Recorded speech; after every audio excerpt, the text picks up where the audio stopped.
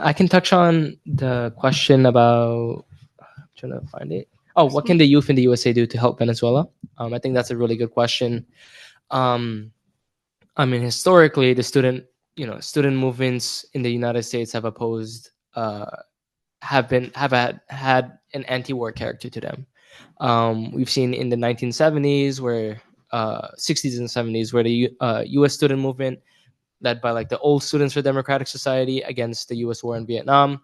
We saw recently with the student movement, in solidarity with Palestine, to oppose the U.S. Israeli genocide on Palestine. And it's important that we build the student movement here today, to oppose any U.S. war with Venezuela, to demand that the U.S. have its hands off of Venezuela. As a student activist, that starts with continuing the campaigns for this disclosure and divestment from U.S. military companies who not only supplied Israel with the weapons for its genocide of Palestine, but it will manufacture the same weapons, manufacture the same utilities to carry out any war against Venezuela. And our university should not be invested in that. Should not have our tuition money be directed towards any like war effort, essentially. And it's also important that we work to dispel any like the myths and the lies about Venezuela, the lies about the drug cartels and the drug trafficking, the fact that Maduro is a dictator, that the U.S. has any interest at all in spreading democracy and peace in Venezuela, right? The U.S. lied endlessly with all of its wars. It lied about the resistance in Palestine. It lied about Iraq. It lied about Iran and all of these other countries to manufacture consent for its illegal wars and its imperialist ambitions. So it's important that we, that we show people that these are lies, that they need to take action, that we need to organize, that we need to organize against any and all uh, U.S. wars, and that includes the war against Venezuela, and that this is just a part of a broader movement that we need to unite all that we can against war with Venezuela. As Sarah mentioned, 70% of people in the United States are already in opposition to the war in Venezuela. And now it's our job as organizers to bring those people out into the streets, to stand in solidarity with the people of Venezuela, to oppose U.S. wars. And yeah, that's all I really have to say for that question.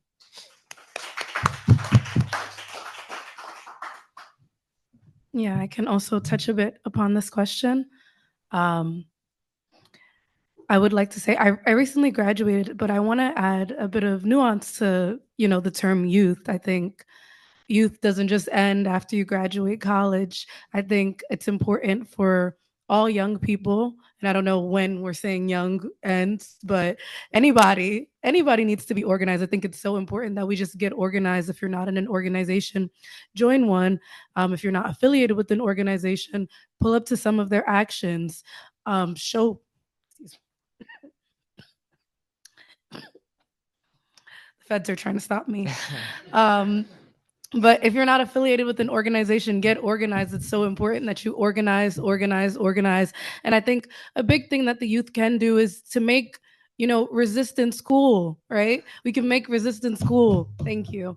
We can make resistance cool, like wearing, like you see, I got this in Venezuela when I was there. So wearing things like this, I have a bullet ring on, which I don't know if you guys are familiar with Layla College, showing your support for the Palestinian resistance. We need to do the same thing for Venezuela.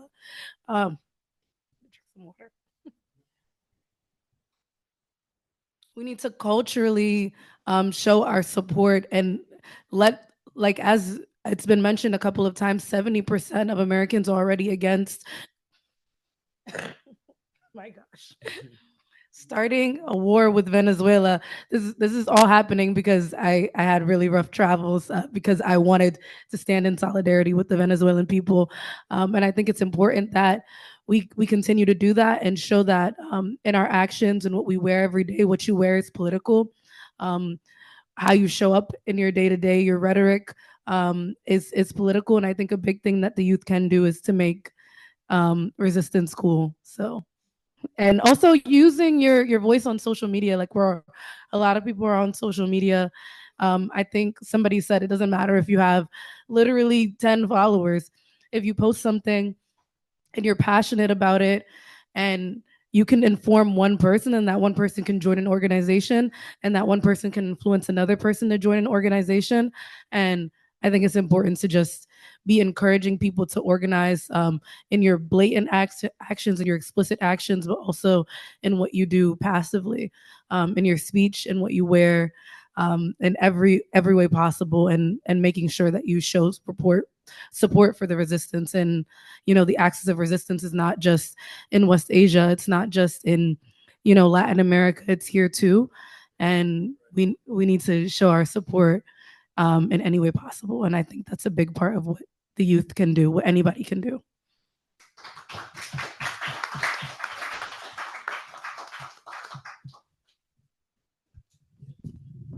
Amen to the idea that, to the reality that we are part of the axis of resistance, and we better be. And we're an important link in it. We may feel weak, but those things change. We don't want the war against Venezuela to proceed. We want all of those warships to turn around and actually disappear off the face of the earth, frankly. We don't even want them coming back, whatever. And we want the people of Venezuela to have the right to determine their destiny and build a new kind of society without economic warfare, without any kind of, imperialist threat or impediment, military, economic, cultural, social, financial, whatever. But struggle is anything but, it's complicated, and it's interconnected and overlapping. Every action has a reaction. It's not entirely predictable. It's a fight with all the potentiality and unpredictability of a fight. And it's important to bear in mind that as perilous and dangerous as the situation is, it's also a quagmire for U.S. imperialism.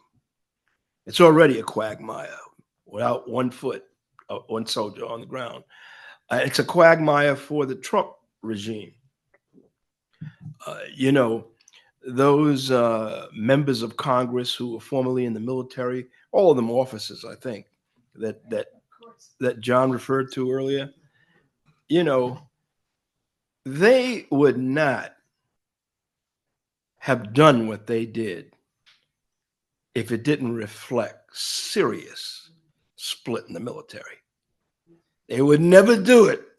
They would never. They'd have generals, retired generals, and active coming out and attacking them. And now it's Trump and his whatever his name is, going nuts. We're gonna execute you, and we're gonna call you back to active duty, and have a court martial and all that shit.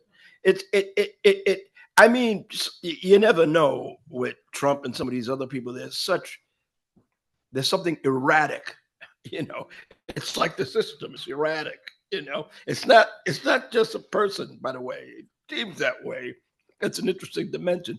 It reflects an erratic system. Illogical, irrational, erratic, desperate, beastly monster that really is mortally wounded. But it drove them really. I mean, oh my goodness, what are they saying? It doesn't reflect a revolutionary view. They're not for dismantling the military anymore. I'm talking about these members of Congress any more than they're for dismantling U.S. imperialism and capitalism. But it's a split, and it makes it all the more reason why John and Dee's advice about, and I think, Renee echoed it about the military is important. It's our duty. It's not just a good idea. And it really doesn't matter how successful it is, but you don't know how successful it is until you try it, that we appeal to the military.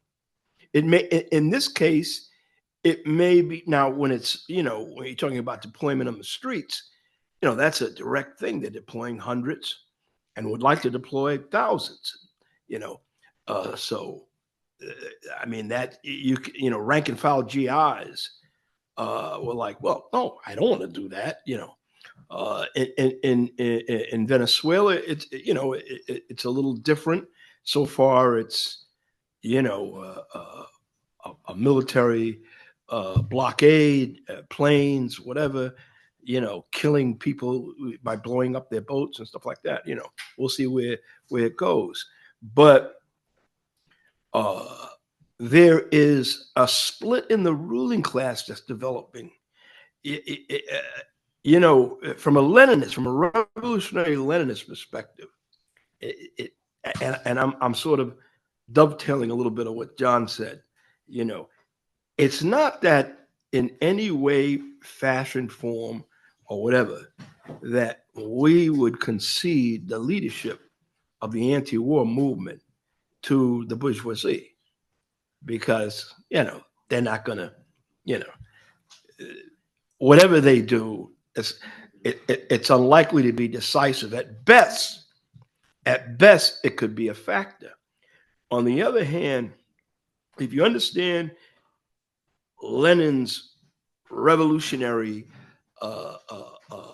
understanding of the ruling class in crisis, you understand that when there is a crisis, especially all the crises that we're talking about, Venezuela's sort of it comes back, keeps coming back, but it's the latest. There's division. And we're not only obliged to take note of the division, to understand it, but to exploit it. That's a revolutionary obligation. That's the way you fight your enemy, especially at a time like this. And they're big divisions. Comrades here know more than I do about, the contours of the division over Venezuela, but there's divisions on it. But they don't know that they're there, and they want regime change, and it costs $1 billion a day to have all those warships and troops there. But if they retreat, it seems like, what do we do? It's a loss of face globally. But if they do it, they may start a fire that burns them. That's a quagmire, So yes, for quagmire, and it's our job to figure out how to exploit that. And just to add my 2 cents to the younger comrades, certainly in relationship to me, about the youth, the youth, young activists are meeting. For some of us of a certain generation, that's something that's not on our radar screen. And that's unfortunate. And I don't know if that can change, whether it's our relationship to social media or lack thereof, whatever. Youth are organizing. They are organizing. It's just that it's not on our radar screen for the most part.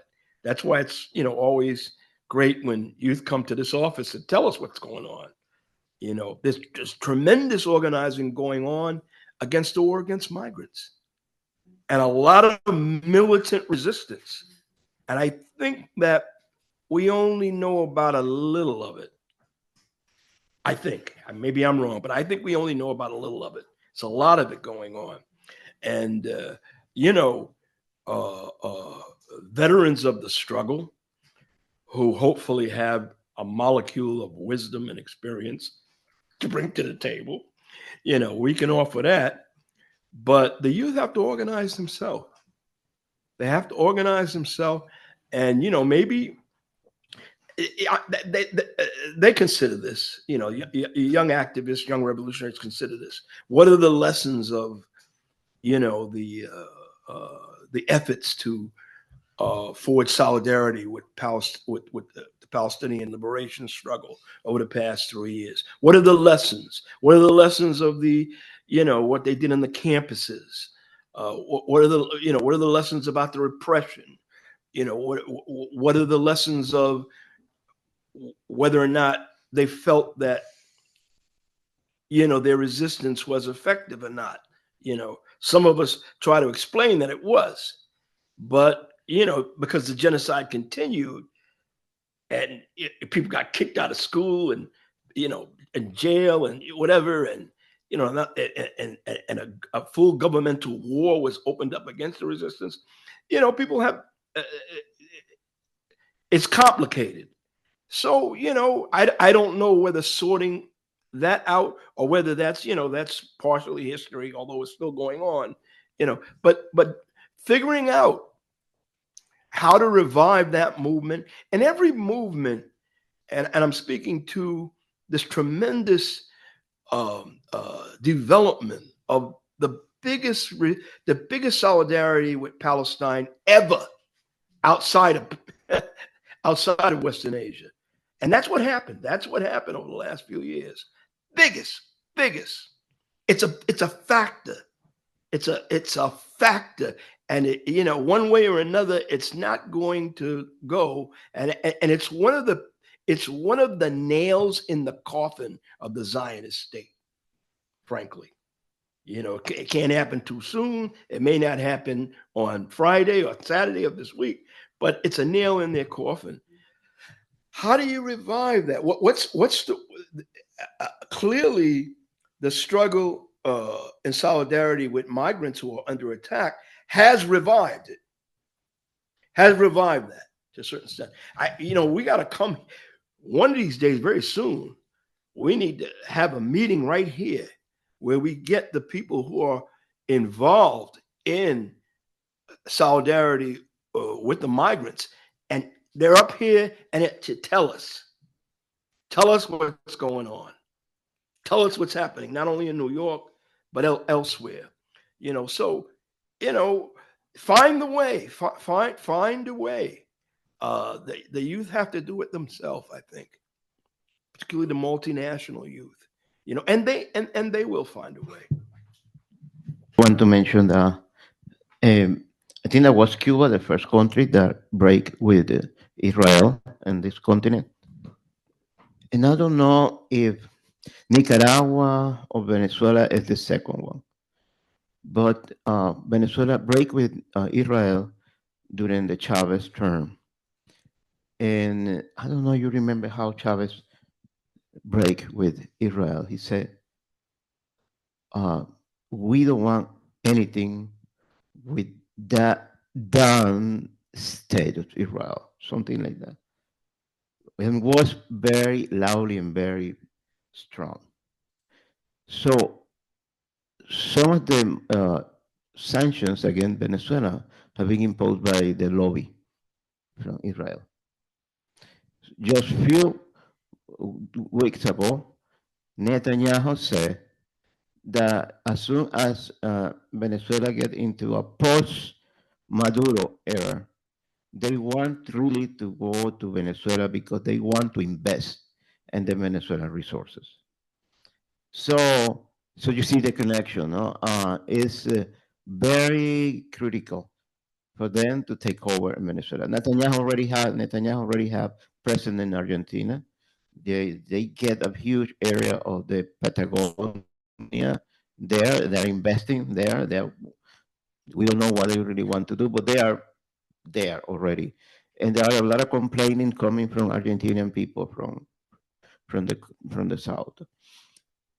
So it's very important to be alert about what they are planning in this continent with the support of the United States.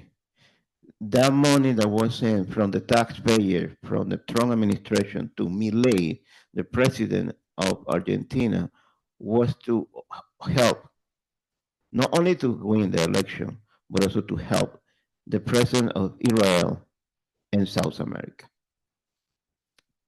So yeah, I think that for that reason and so forth, for so many reasons that we have mentioned here, we should be tomorrow, and I expect you guys tomorrow, 43 Broadway, Times Square, and show solidarity to the Venezuelan people.